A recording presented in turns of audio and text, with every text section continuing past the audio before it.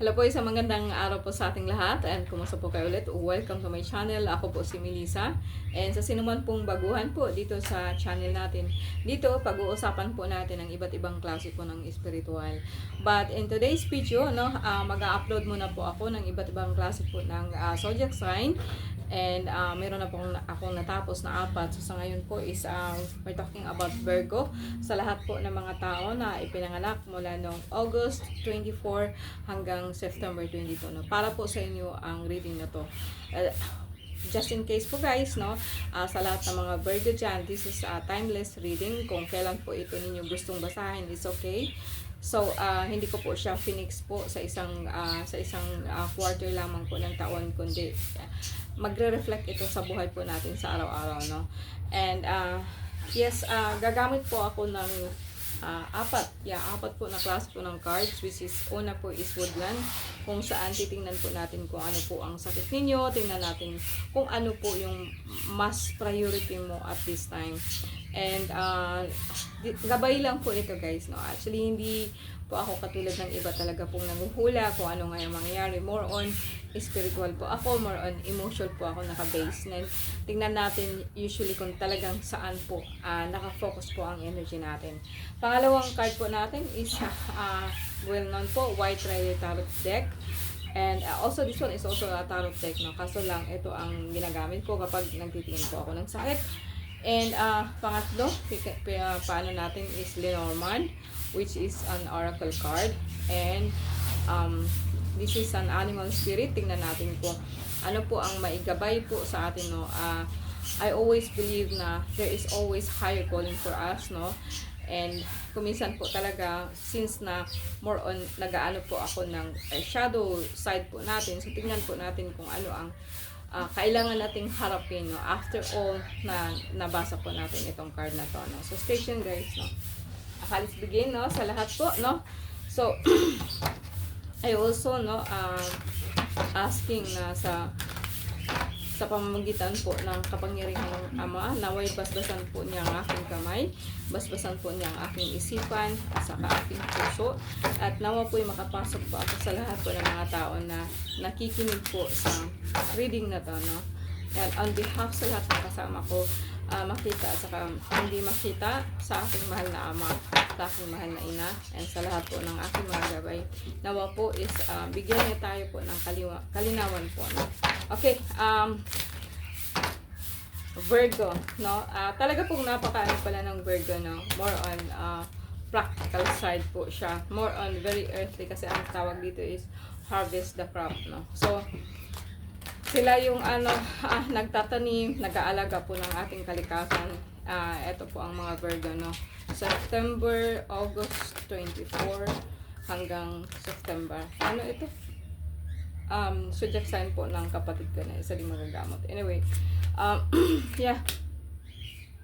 So, sa ngayon po, no, may nakita po ako na pananakit po ng likod, pananakit po ng ulo. So, I pull out 9 cards and pinakagitna, tingnan po natin. Sa ngayon po is like, it says here about balance, no?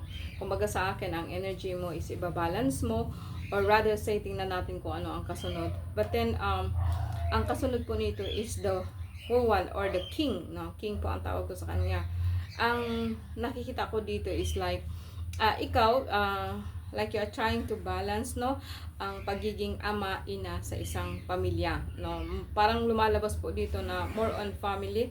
Wala din po akong nakita and maganda po siya actually kasi dalawa lang po, no? Dalawa lang po ang major arcana. So it means to say na kung ano man po ang nangyayari sa iyo is gawa po ito ng tao or gawa po ng, kumbaga sa akin, more on physical aspect, no? More on yung tinatawag po natin na kayang-kaya mo, no? Hindi po ito tadhana may bigay po ito ng mga tao po na nasa palibot mo.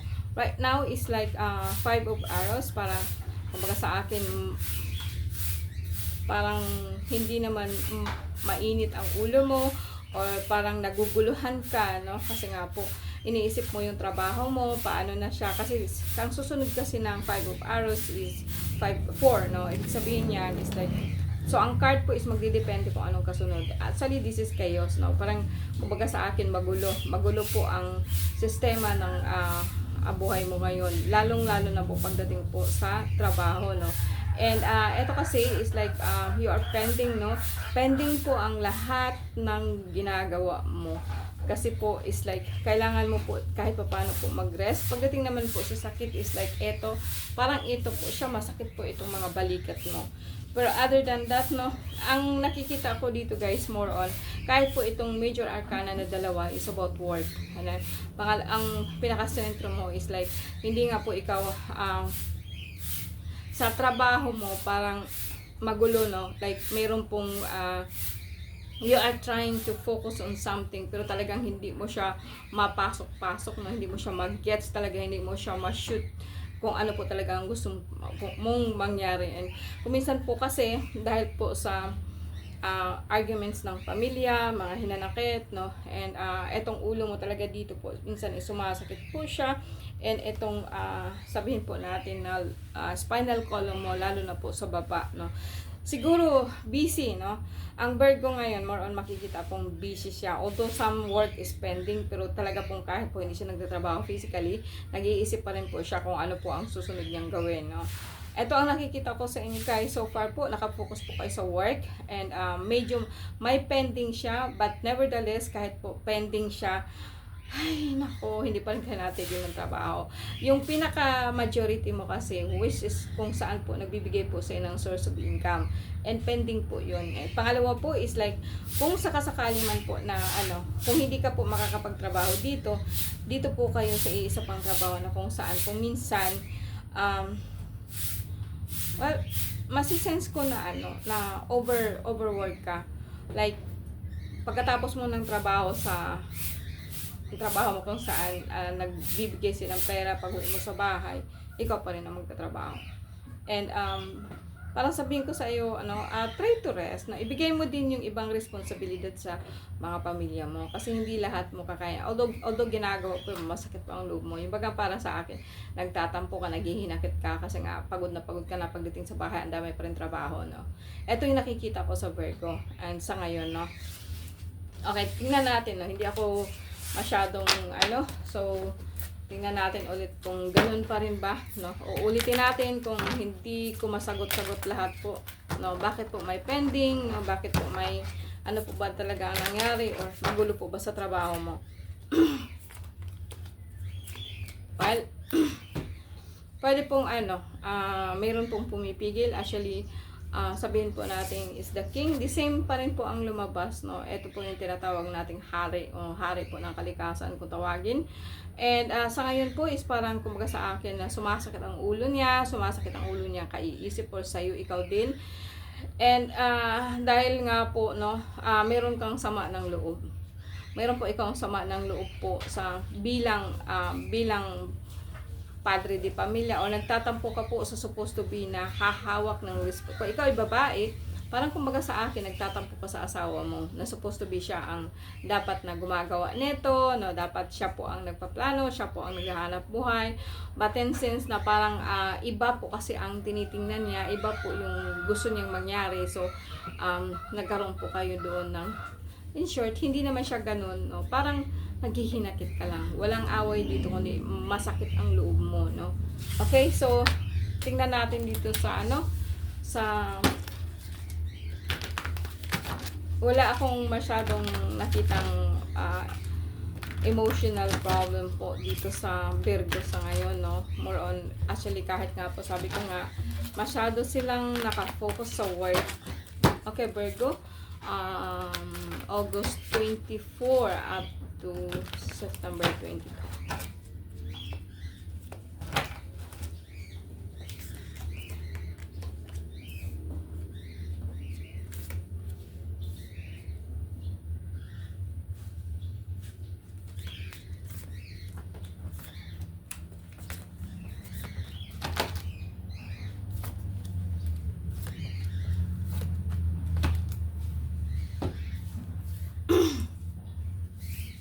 Sa lahat po ng Virgo sa ngayon, no, medyo medyo sumasakit po yung ano nyo, medyo sumasakit po ang puso nyo, no.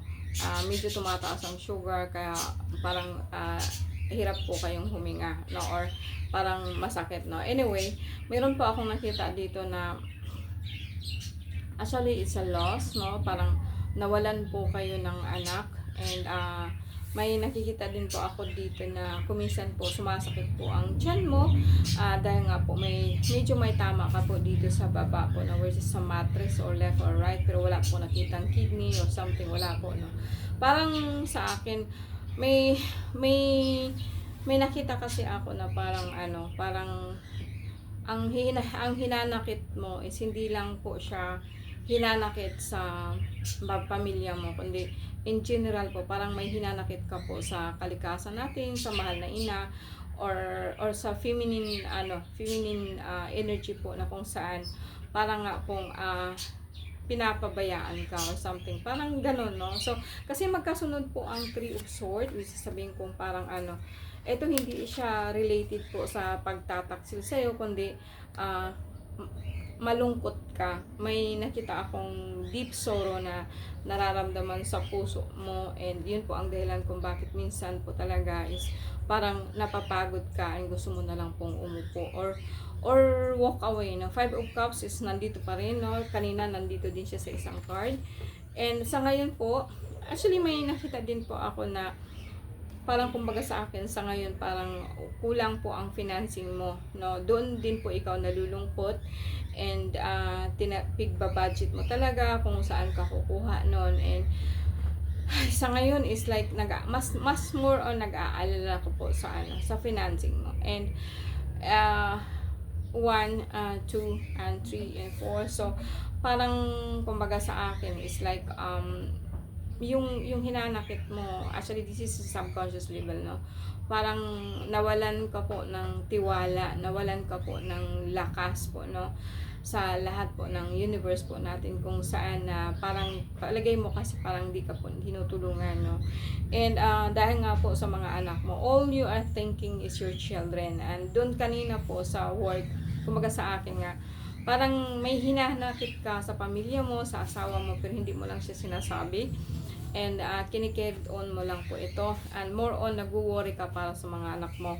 And eto, kuminsan po tumataas po talaga ang high blood pressure mo, or sugar, no, at the same time, and po sa puso. Well, actually mas nararamdaman ko dito na this is some kind of inner problem or inner turmoil. Parang hindi ko masabing depression ka, no. Parang talaga pong malungkot ka deep inside, no. Malalim masyado po ang mo, kasi nafe-feel ko po yung parang grief, or talagang you want to walk away, no. Hindi ka rin nagrereklamo, hindi ka rin po kung bakit ganito ganyan, you just like walking away, no. Ito ang nafe-feel ko sa'yo. And kung sabihin po natin about sa money financing, is just like I think it's because parang as I said, no, parang you are walking away from problem, no, and hindi mo siya hinaharap, kasi nga po kahit nga po parang tinatanong mo siya, like hinaharap mo siya, no, kung bakit ganito, pero deep in subconscious hindi po siya yung conscious ka, no. And you're trying to walk away, parang nawalan ka po ng tiwala. Ito po ang dahilan kung bakit parang ang pera mo hindi po siya bumabalik, and parang ang mo is like yung pagkakaupo mo, or yung yung sa sitwasyon mo is like parang hindi siya solid, no. Parang nagra-rock siya or something like water, no, kasi nagbe-base po ikaw, kasi ikaw earth supposed to be, hindi ka po masyado pong emotional. For me, this is not emotional, this is a deep-rooted lungkot. Malungkot ka po in a way, pero hindi mo alam kung bakit, kasi you are not facing it consciously, you are facing it subconsciously. Hindi mo alam yun na kung bakit ganito, ganyan. And sa akin po talaga is that you're worried, you are so worried about your children, no, about your kids, no, na kulang yung pera mo, paano kung wala ka na, kung hindi mo siya meron kang regrets po sa kanya, yun po ang dahilan po ng inner masakit ang dibdib mo, yung lungkot na nakikita ko. Yun, and sana po, no, yung dahilan, yung unang card ko kanina is nasagot po, no, na ibig sabihin is like, pending po yung mga trabaho mo sa ngayon, nag-aalala ka po sa mga anak mo, kasi nga po is like yung budget mo is kulang po, no, more on finance work is about financing kung saan ka kukuha po ng pandagdag po, no. Okay, tingnan natin sa tarot, Lenormand, no. So, Lenormand, no, please bigyan mo po ako ng kalinawan sa pag-iisip sa lahat po ng August 24 up to September 22, no. This is for them. Mahal na ama, mahal na anak, yan, hey, okay.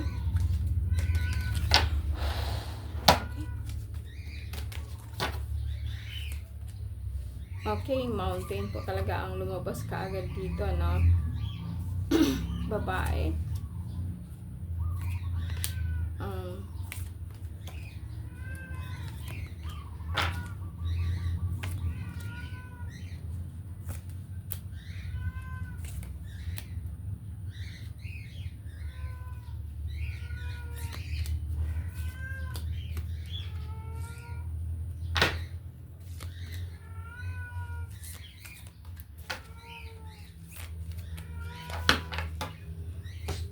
Okay, ang pinaka-sentro ng card mo is mountain. Agad, lumabas po kaagad yung mountain, no?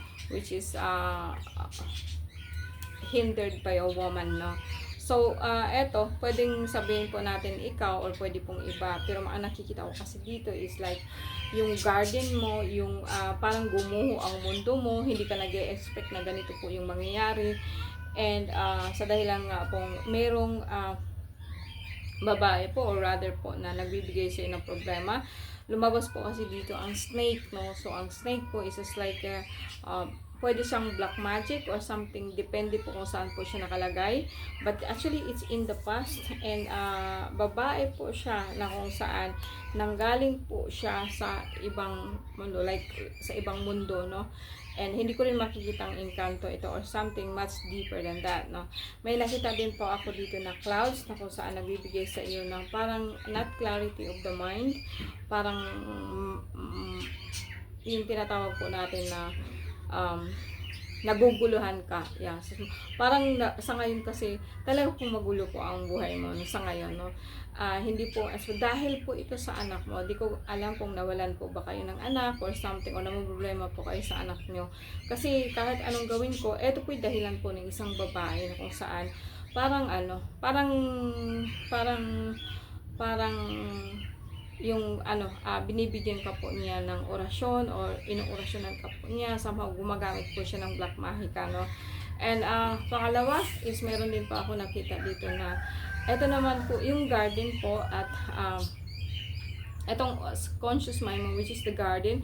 Ang garden is yung sinasabi po natin na hindi totoo na pinipresenta sa'yo, like yung arrange, no, kung ano lang ang gusto niyong ipakita, yun lang po ang pinapakita niya. Regarding po ito sa babae o sa lalaki po na masyado pong tuso, may kasabay po siyang magkapatid po to, no, and sight. But then sumunod po kasi is sight, so ibig sabihin po nito is like etong babaeng to, itong parang babaeng magkapatid, no. Ako sa'yo magkapatid, no, gusto talagang tapusin ang kung ano po yung nila, yung gusto nilang mangyari is like mag-end po yung lahat, no, kung anong meron ka, no. And hopefully alam ko naman po mas mataas po ang Diyos Ama, no, mas maano po sa akin, pero I think this is war, spiritual war, no. Talaga pong hindi siya titira sa iyo, hindi kanya titira, kaya parang kumbaga sa akin lumabas po talaga dito na ang problemang to matagal na, no. Makikita ko dekada na po ang nangyari to, then it is passed on, no, sa lahat po ng descendants ng na to, ng mga taong to. Ito kasi I can feel po sila na hindi po sila engkanto, hindi po sila pero nabubuhay po sila ngayon sa isang mundo na kung saan po nakatanaw pa rin sa iyo, no. Ito po ang nila, kasi may hawak po talaga silang kalawit na kung saan hindi rin siya kamatayan, something parang magbibigay talaga siya sa iyo ng illusion or something na hindi totoo. And deep inside po talaga is like sila po ang dahilan ng lahat ng paghihirap mo, no. And sa ngayon, natamaan po, or sabihin po natin in the house, no, parang malungkot ka talaga sa bahay mo. Kasi as I said, deep-rooted ito sa mga anak mo. No? Sa mga anak mong susunod sa'yo na parang nagkaroon ka po talaga ng deep sorrow. No? Parang ang lalim po ng mo. But then guys, no, meron din po akong the next one, after all na sinabi ko to, may nakita din po akong pagbabago, no. Kasi may tutulong po sa iyo na medyo maedad na, matanda na, so it's just like parang lilipat ka, although may tower, pero the world is there, no. Parang ang tao na to na tutulong sa iyo, although sabihin po natin na kasi bumaba na siya, sumama na siya, is like I wanna say it's an angel, pero it's also like a spirit, no, descendant din po mula sa iyo. Kasangga po nitong dalawa, dumating na po sila, and ito po yung tutulong sa iyo, no. Mag-asawa po sila, babae at saka lalaki din. And although ang ipapagawa niya sa iyo is mabigat, parang bibigyan ka po niya ng another task, something. I don't know if you're aware of this, no, kasi parang lahat po siya nangyayari subconsciously. Yung hindi mo talaga alam, nararamdaman mo lang po na there is something, kaso lang binabaliwala mo. And there is also woman helping you. And as I said, meron ding bumaba po or merong bumaba, or rather nasa sa iyo na siya, kaso lang sa ngayon talaga pong lumapit siya sa iyo, and although may ipapagawa siya somehow na mahirap din kasi sa tower, no. Tower din po to, no. Parehas din po ito ng mountain. Kaya lang po ang tower kasi more on ang tower kasi structure, while ang the tree is puno po siya. Pwede po siyang mamamatay, di po ba? No? And ang structure, kahit ilang dekada po nandyan po yan. Although hindi po natin alam kung gawa na siya. Pero as I said, no, parang gawa na siya, and lumabas dito yung 32, which is the word, no. So ibig sabihin, lahat ito nangyari spiritually, no. So sa lahat po ng Virgo sa ngayon, alam kong meron po kayong pagsubok na dinaranas, and para sa akin is just like by the end of the rainbow, parang ganun, no, pagkatapos po ng lahat, magkakaroon ka po ng gabay na kung saan po magigiya sa iyo, sa iyo kung saan ka patungo, kasi ang store kasi is a very good in reading. Kahit po sabihin po natin na despite po itong mga negative na to na nauna, may nakita din po ako dito na maggagabay po sa iyo, which is also galing po sila sa ibang mundo, pero mas malakas po sila. Kasi eto talaga is Lily, and the stork is, para sa akin, is lucky. And parang etong the world is just like hawak mo yung mundo mo sa kamay mo mismo, ibibigyan na sa, although may mga pagsubok pa ha, pero talaga pong makakalampas ka po by the end of day, no. Ngayon siguro meron tayong clarification, no, doon po sa una at pangalawa po, na alam kong, as I said, no, maano po ang pamilya mo ngayon, parang meron ka pong sorrow, kasi parang wala akong nararamdaman na asawa, parang ikaw talaga binubuhat mo lahat. Kung sakali mo pong buhay po yung asawa mo, di mo siya maaasahan in this time, no. Parang ikaw po talaga, solo parent, either way, lalaki ka man o babae, parang kinakargo mo lahat, and it happens physically and also emotionally. Sabihin ko kakang very deep, mas malalim po to, no? Malalim po ang usapan dito. Ang sumunod po is like after that, kasi ang lily, ang stork, and then the tower, like hindi lahat is okay, pero makakasilip ka po ng pag-asa, lalo na po pag sinabayan po siya ng mundo.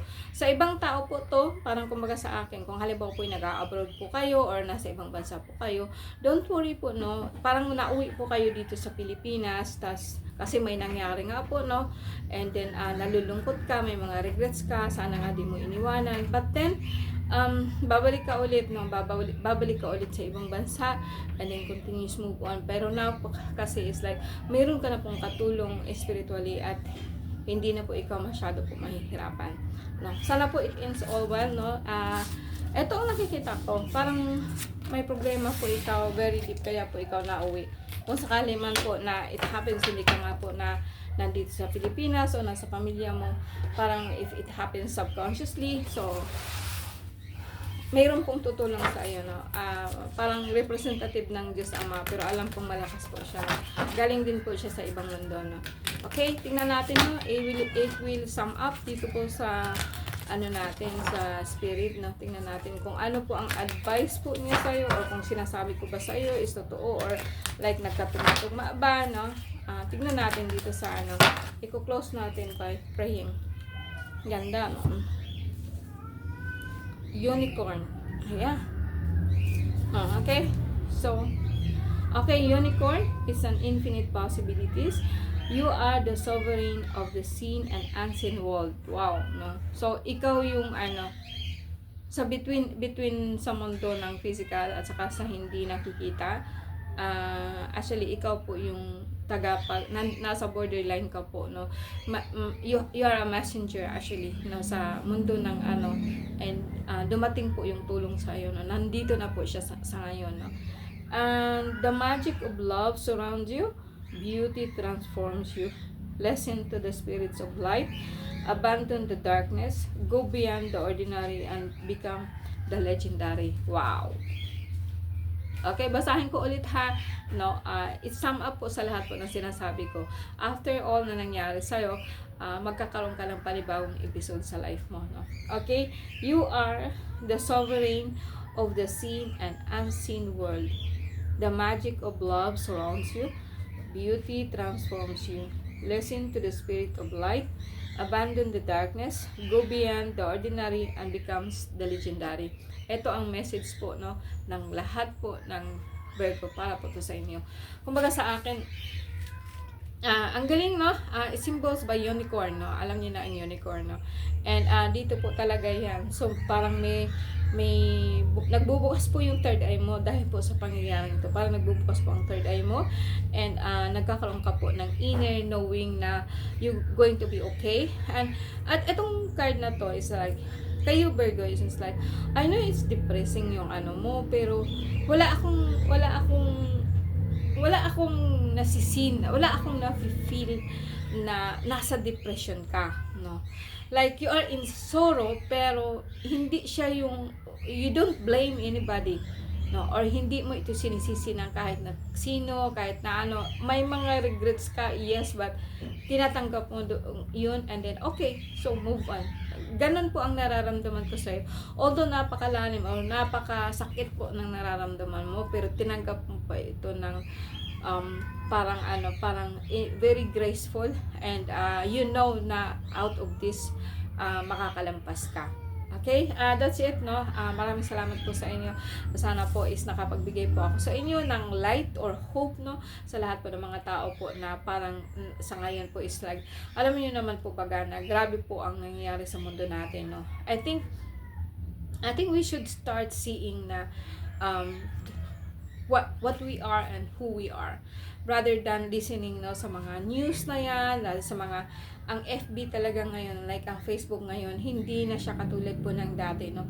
Maraming mga bad news na usually yun, kung may mga tao man po na talaga pong they parang nag-a-upload sila ng mga magagandang bagay, no, bibihira na lang. Pero usually talaga pong lahat po ng Facebook ko ngayon nakakalungkot tingnan, kasi alam mo naman pong hindi totoo yan. And wala na akong nakikitang talagang taong totoo na nag-aano po, kasi ngayon po kasi like desperado ang mga taong kumita, and very sad, no, kasi kahit ano pang nangyari sa mundo natin, money is always there, no? We are all abundance, kasi kung talaga pong hindi tayo binigyan ng Ama ng sobra-sobra, it's just like iyon kasi ang gift niya sa atin, no? Binigyan tayo ng sobra-sobra po na kapangyarihan, supposed to be. Kaso lang po, dahil nga po sa may mga oppressor, may mga resistant, mayroong mga gusto talagang sirain ang ginagawa ng Panginoon po natin. And ang nangyari po niyo is kung anong meron ka, inaagaw nila, no? wala silang sense of na eto para sa kanila. They don't feel na they are all abundance, no? They don't feel that way. Pero ang mga tao kasi, wag din po kayong magkaroon po ng sama ng loob sa mga tao, because humankind or human being, no, is kind, no. Alam kong mabait po ang mga tao